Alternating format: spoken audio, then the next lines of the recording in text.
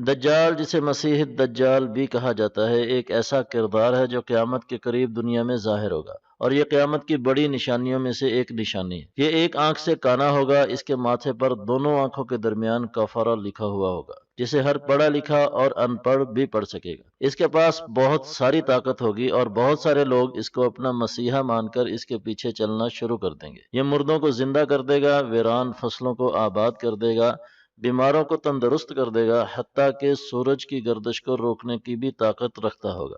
بڑی تعداد میں یہودی، بہت سارے کمزور عقیدہ اور ایمان والے لوگ بھی اسے اپنا مسیحا مان کر اس کے پیچھے چلیں گے، اور بالآخر یہ حضرت عیسیٰ کے ہاتھوں مارا جائے گا، اور اس طرح اس فتنے کا خاتمہ ہو جائے گا۔ آپ صلی اللہ علیہ وآلہ وسلم نے فرمایا کہ بیت المقدس کی آبادی مدینہ کی بربادی ہے، اور مدینہ کی بربادی بڑی جنگوں کا آغاز اور فتنوں کا ظہور ہے، اور فتنوں کا ظہور قسطنطنیہ کی فتح ہے، اور قسطنطنیہ کی فتح کے بعد دجال ظاہر ہو جائے گا۔ اگر میں اس وقت موجود ہوا تو تمہاری طرف سے نمٹ لوں گا، اور اگر وہ میرے بعد نکلا تو پھر یہ بات یاد رکھنا کہ تمہارا رب کانا نہیں ہے، جبکہ دجال کانا ہوگا اور اپنے رب ہونے کا دعویٰ کرے گا۔ وہ پوری دنیا کا چکر لگائے گا لیکن مکہ اور مدینہ میں داخل نہ ہو سکے گا، اور بہت ساری دنیا کو گمراہ کرنے کے بعد حضرت عیسیٰ علیہ السلام کے ہاتھوں مقام لد پر مارا جائے گا۔ حضرت تمیم داری ایک صحابی رسول ہے جو ابتدا میں عیسائی تھے، اور ایک دفعہ اپنے خاندان والوں کے ساتھ سمندری سفر پر کہیں جا رہے تھے۔ سمندر میں طوفان آیا اور یہ خطرناک موجوں سے ٹکراتے ہوئے ایک جزیرے کی طرف نکل گئے۔ اس ویران جزیرے پر اترنے کے بعد انہیں وہاں پر ایک جانور ملا جس کے پورے جسم پر بال ہی بال تھے۔ یہ لوگ ڈر گئے اور اس سے پوچھا کہ تو کیا چیز ہے؟ تو اس نے جواب دیا کہ میرا نام جساسہ ہے اور میں دجال کی جاسوس ہوں۔ اس طرف چلو، وہاں پر ایک شخص تمہارا انتظار کر رہا ہے۔ حضرت تمیم داری کہتے ہیں کہ ہم اسے دیکھ کر اور پھر اس سے یہ سب سن کر بہت ڈر گئے۔ بالآخر ہم اس جانور کے پیچھے چلتے ہوئے ایک جگہ پر پہنچے تو وہاں پر ایک دیو ہیکل انسان کو زنجیروں میں جکڑے ہوئے دیکھا۔ ہم نے اس سے پوچھا کہ تو کیا بلا ہے؟ تو اس نے کہا کہ میرے بارے میں تو تمہیں کچھ نہ کچھ پتہ چل ہی گیا ہے، اب تم میرے سوالوں کا جواب دو۔ ہم نے کہا پوچھو، کیا پوچھنا چاہتے ہو؟ تو اس نے پوچھا کہ تم لوگ کون ہو؟ ہم نے جواب دیا ہم عرب کے باشندے ہیں، اور بتایا کہ کس طرح اس جزیرے میں تمہارے پاس پہنچے۔ تو اس نے کہا مجھے بتاؤ کہ بیسان، جو کہ شام کی ایک بستی کا نام ہے، وہاں کی کھجوروں پر پھل آتا ہے یا نہیں؟ تو ہم نے کہا کہ آتا ہے۔ اس نے کہا عنقریب وہاں پر پھل آنا بند ہو جائے گا۔ پھر اس نے بحیرہ تبریہ کے بارے میں پوچھا کہ وہاں پر پانی ہے یا نہیں؟ تو ہم نے کہا وہاں پر پانی ہے۔ تو اس نے کہا عنقریب وہاں کا پانی ختم ہو جائے گا۔ اور اسی طرح اس نے شام کے ایک چشمے زغر کے بارے میں پوچھا کہ وہاں کے لوگ کھیتوں میں اس چشمے سے پانی دیتے ہیں یا نہیں؟ تو ہم نے کہا کہ دیتے ہیں۔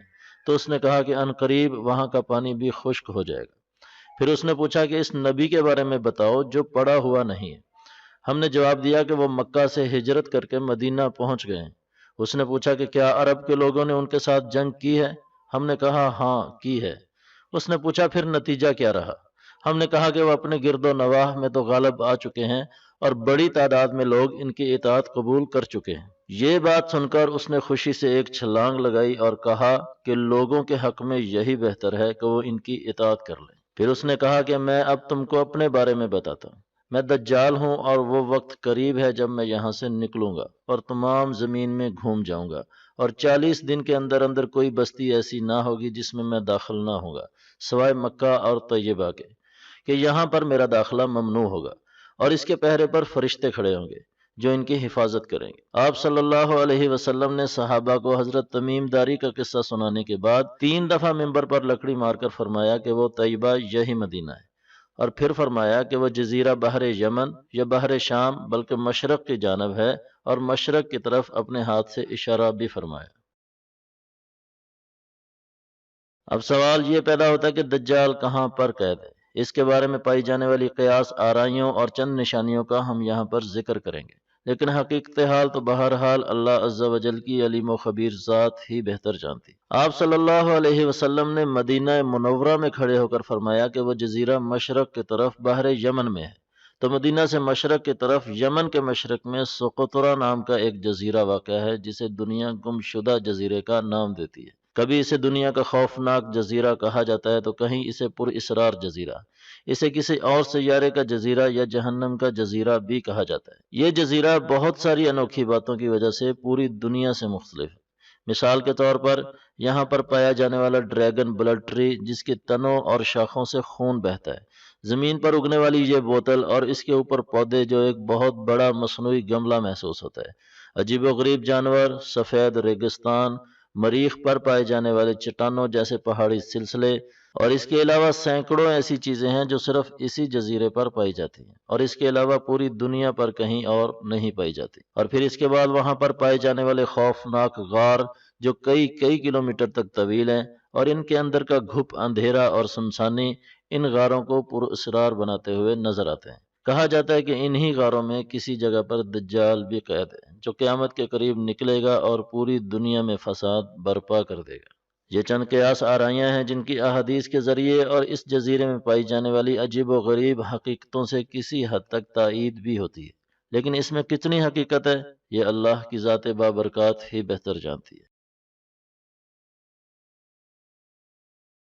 دجال کے فتنے سے بچنے کے لیے آپ صلی اللہ علیہ وسلم نماز میں تشہد کی حالت میں یہ دعا پڑھا کرتے تھے اور پڑھنے کی تلقین بھی کرتے تھے۔